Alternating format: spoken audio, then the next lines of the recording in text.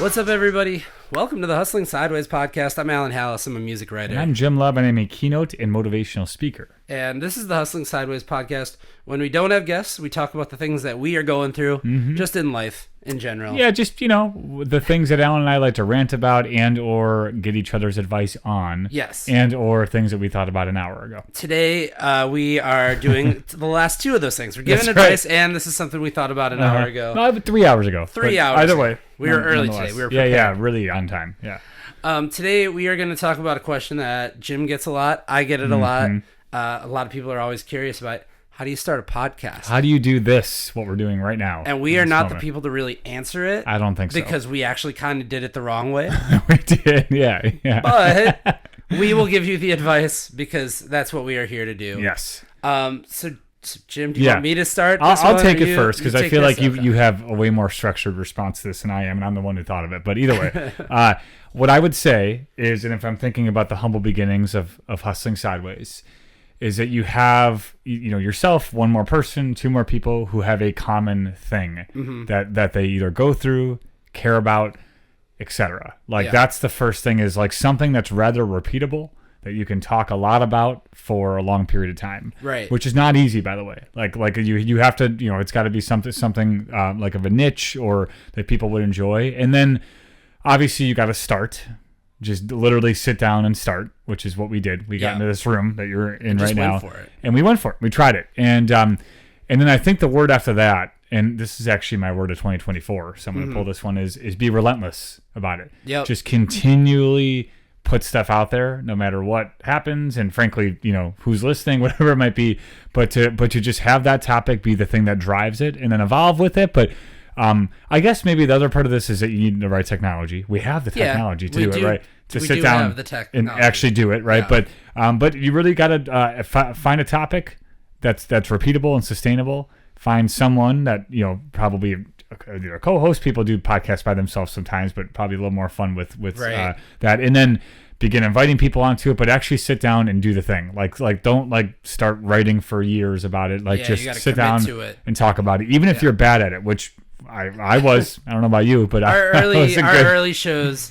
I mean, the mics all face the right way now. They do. Good. That's a big step in the right direction. Yeah. So when I'll get texts. I'll get people in my career, my work life, all sorts of stuff of like, how do you do that? And I'm like, well, you just kind of do it. Do it. You just sit down and do it. So as like elementary as that may sound, it's important to know, and it's a life lesson, is to stop doubting and start doing. For sure. And if you're doubting any of it, just go in and try it. Alan, what would you say? Yeah, absolutely. No, I would say, so if somebody asked me about starting a podcast, in my head, I don't remember where I heard this, but somebody told me that most podcasts don't make it past 40 episodes, and a lot don't even make it past their first 10. I thought it was 10. Okay, there we go. Yeah, that's right. So basically, like that, with that in mind, I think that having a plan helps. We kind of did not have that for this thing. We said we were going to do 5, and then we were like, what if we just kept inviting guests on? Yeah, why and not? It just kind of snowballed, and it became the thing that you are now watching. Yeah, very watching at the beginning. Like hang loose type of thing where we're like, sure, let's do another one. Yeah. Sure, we got someone. Sure, like I agree with that totally. Yeah.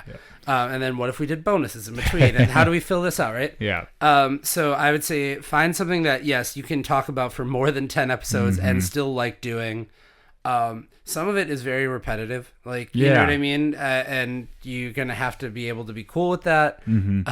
Because we have a kind of a formula of how we do our thing, but we have guests that are different. And also find a niche that I think works for you. Yeah. So I can't tell you how many times I've had people come up to me and be like, we want to do a true crime podcast. And I go, great. There's 40,000 true crime right. Which one are you? podcasts out there, right? Or we want to do a sports podcast. Cool. There's 10,000 sports podcasts out there. Yeah. Find your thing that's going to work. It very much helps that you have a great co-host that you have a natural rapport with. Jim, that's you. Oh, that's nice. you. Hey, how are you? We have kind of a natural, I think, flow when we talk about stuff too. So that helps there.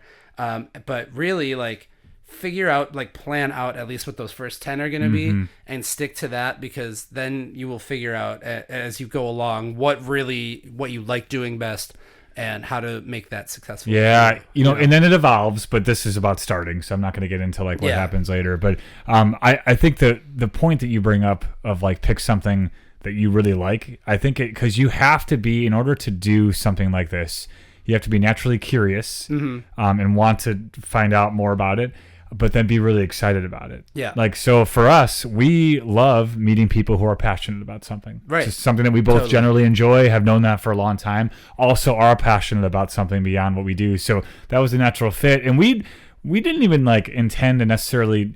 The having guest things was not part of the first conversation. The original 5. We thought we were just going to talk, and then we're like, I got a couple friends that could do this. Why don't we bring them in?